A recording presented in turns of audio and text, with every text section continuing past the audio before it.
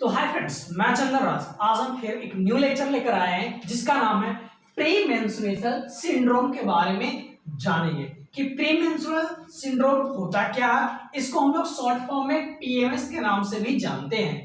तो बात करेंगे यह होता क्या है, इसके कॉजेस क्या है, सिम्टम्स का क्या देखने को मिलता है, डायग्नोसिस क्या करेंगे और ट्रीटमेंट क्या करते हैं, और सबसे मेन इंपॉर्टेंट बात कि हम लोग नर्सिंग मैनेजमेंट क्या क्या करते हैं, इन सभी के बारे में मैं आपको बताने वाला हूं। तो प्लीज फ्रेंड्स, आप हमारे इस वीडियो को लास्ट तक देखें, मैं समझने का आपको फुल गारंटी देता हूं।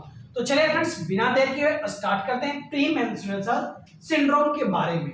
सबसे पहले बात करते हैं फ्रेंड्स सिंड्रोम। सिंड्रोम क्या बोलता है कि ग्रुप ऑफ सिम्टम्स, अगर जब बहुत सारे सिम्टम्स जब शो करता है तो उस चीज को हम लोग क्या बोलते हैं, सिंड्रोम बोलते हैं। कोई एक डिजीज को हम लोग सिंड्रोम नहीं बोलते हैं, बल्कि कलेक्शन ऑफ बहुत सारे जब साइलेंट सिम्टम्स हम लोग को देखने को मिलता है तो उस चीज को हम लोग क्या बोलते हैं, सिंड्रोम बोलते हैं। बात करते हैं प्री मेंस्ट्रुअल के बारे में। प्री यानी पहले, और मेंस्ट्रुअल यानी मेंस्ट्रुएशन साइकिल जो आता है फीमेल्स में, उसके बारे में कि जब फीमेल्स में मेंस्ट्रुअल साइकिल आने के पहले क्या क्या साइन एंड सिम्टम्स देखने को मिलता है, उस चीज के बारे में हम बात करने वाले हैं। तो इसी को बोलते हैं प्री मेंस्ट्रुअल सिंड्रोम के नाम से जानते हैं। इसे हम लोग premenstrual syndrome is also known as the premenstrual tension. हम लोग प्री मेंस्ट्रुअल सिंड्रोम को प्री मेंस्ट्रुअल टेंशन के नाम से भी जानते हैं, क्योंकि अगर जब फीमेल्स में टाइम टू टाइम अगर पीरियड्स आ रहे हैं तो बहुत ही अच्छे माना जाता है, लेकिन अगर जब नहीं आता है उस डे पे के अंतराल में 2 दिन के बीच में आगे पीछे में, तो क्या होता है जो फीमेल्स हैं उनमें इरिटेशन, बहुत सारे टेंशन, ये सभी देखने को मिलता है। डिप्रेशन, गुस्सा, एंजाइटी, ये बहुत सारे चीजें उनमें देखने को मिलता है। वो उनको अगर टेंशन देता है तो इसलिए इसी वर्ड को क्या बोला गया, प्री मेंस्ट्रुअल टेंशन के नाम से भी पीएमएस को जानते हैं। बोला गया कि PMS is a group of symptoms change in mood, emotion, physical health and behavior that can occur ovulation and the start 1 to 2 weeks before the menses। बोला गया कि ये क्या करता है कि पीएमएस का एक ग्रुप है, बहुत सारे सिम्टम्स जो चेंजिंग करता है, जैसे मूड में चेंज होना, जैसे अभी हैप्पी मूड में है फिर तुरंत गुस्सा में हो जाना। तो इस तरह से बार बार चेंजिंग जो मूड कर रहा है, जैसे भी हमको ये खाने का, मीठा खाने का मन है, जब हम मीठा लेके आए तो नहीं हम ये नहीं खाएंगे।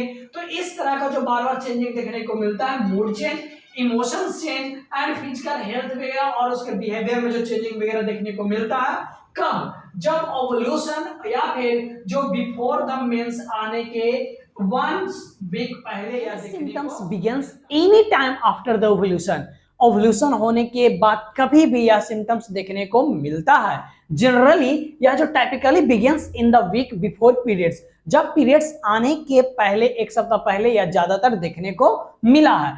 आफ्टर द लास्ट अंटिल 5 और so day after the menstruation begins, या कभी कभी क्या होता है, मेंस्ट्रुएशन होने के बाद भी, पीरियड्स आने के बाद भी यह सिम्टम्स देखने को मिलता है। जैसे ये खाने का मन हो गया, कभी खट्टा खाने का, कभी मीठा, तो ये डिफरेंट चॉइसेज, कभी इधर घूमने का, कभी वो, कुछ भी अलग अलग टाइप्स का फिजिकल एक्टिविटी, मूड चेंज, ये सभी देखने को मिलता है। तो ये कम चांस, लेकिन पीरियड्स के पहले यह ज्यादातर देखने को मिलता है, इसलिए इसको हम लोग प्री मेंस्ट्रुअल सिंड्रोम के नाम से जानते हैं, यानी पीएमएस बोलते हैं। तो फ्रेंड्स, यहां तक डेफिनेशन तक में कोई भी दिक्कत नहीं हुआ होगा।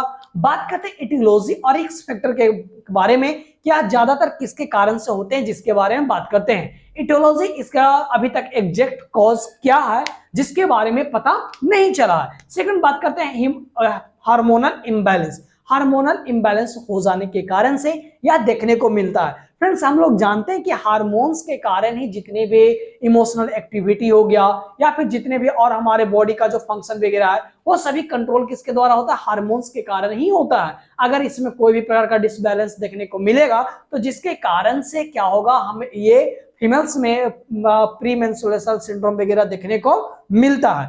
थर्ड पॉइंट बात करते हैं dysfunction of neurotransmitter, decrease serotonin level. देखो फ्रेंड्स, बात बोला गया कि डिसफंक्शन ऑफ न्यूरोट्रांसमीटर।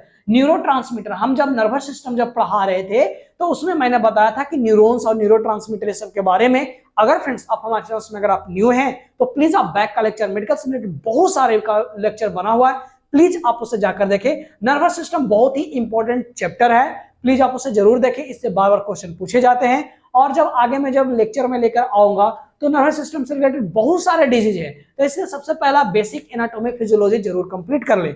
हमारे चैनल्स में लेक्चर बने हुए हैं, जरूर आप उसे जाकर देखें, आपको समझने में आसान होंगे।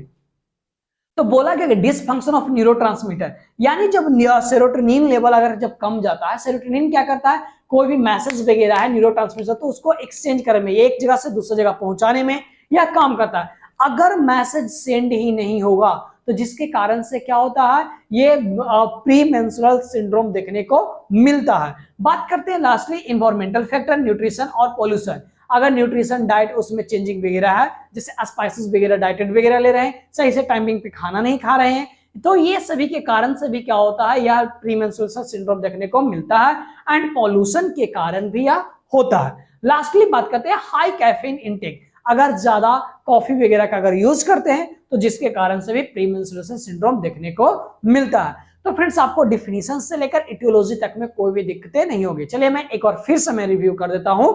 प्री यानी पहले मेंस्ट्रुएशन, जो फीमेल्स में हर मंथली मेंस्ट्रुएशन साइकिल आते हैं। एंड लास्ट में सिंड्रोम। सिंड्रोम क्या होता है कि पूरे groups of sine and symptoms, चाहे वो हमारे बॉडी में कोई भी चेंजिंग देखने को मिलता है फिजिकली ये सब एक्टिविटी में, तो उसी चीज को हम लोग क्या बोलते हैं, जब ग्रुप में रहता है तो उसको क्या बोलते हैं, सिंड्रोम बोलते हैं। तो उसमें क्या होगा कि अगर जब प्री माने पहले यानी मेंस्ट्रुएशन साइकिल के पहले अगर कोई भी साइन एंड सिम्टम्स डिफरेंट प्रकार का जो देखने को मिलता है उसी को क्या बोलते हैं, प्री मेंस्ट्रुएशन सिंड्रोम के नाम से जानते हैं। जनरली या पीरियड्स के 7 से 2 वीक्स पहले या ज्यादातर देखने को मिलता है।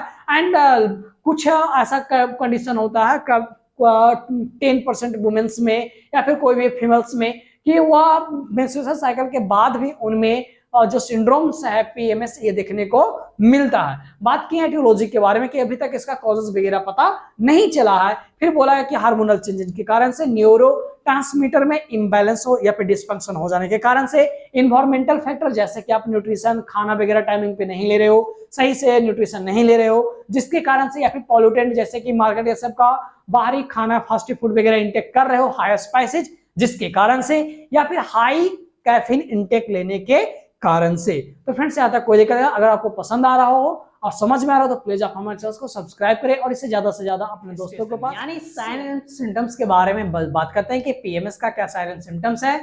तो सबसे पहला ब्रेस्ट स्वेलिंग और टेंडरनेस, ऐसा लगेगा कि ब्रेस्ट स्वेल किया हुआ, फुला हुआ एंड थोड़ा टाइट टाइट लगेगा, टेंडरनेस फील होगा। बात करते हैं ब्लोटिंग एंड वेट गेन, लगेगा कि वेट मेरा बढ़ रहा है, इरिटेबिलिटी बहुत इरिटेट होगा, डिप्रेशन में रहेगा कि हमें क्यों नहीं अभी तक आया, तो इस तरह का थिंकिंग बार बार उसी पे जाएगा तो जिसके कारण से डिप्रेशन होंगे। बात करते हैं पुअर कंसंट्रेशन, कोई भी चीज पे ध्यान काम अगर करने के लिए हुआ तो उस पर पूरे तरीके से कंसंट्रेशन नहीं रहेंगे, एच करेंगे, पूरे बॉडी पेन वगैरह करेगा, इंसोमिया, सही से सो नहीं पाएगा। और बात करते हैं हेडेक वगैरह होगा और बहुत सारे सिम्टम्स है जो, यानी मैंने बताया था क्या कि जो पीएमएस है ये क्या group of sine and symptoms है जो कि हमें कोई भी फीमेल्स में जब पीरियड्स आने के पहले वह देखने को मिलता है।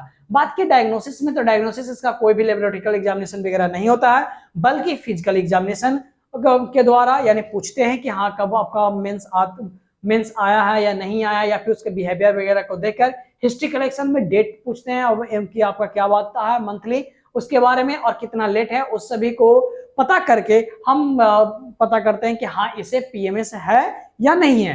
अब हम बात करते हैं ट्रीटमेंट के बारे में और नर्सिंग मैनेजमेंट के बारे में। मैनेजमेंट में क्या करेंगे, सेरोटोनिन रेप्टेट इनहिबिटर देंगे, जिससे क्या होता है यह डिप्रेशन और एंजाइटी को रिड्यूस करने के लिए यह चीज हम देंगे।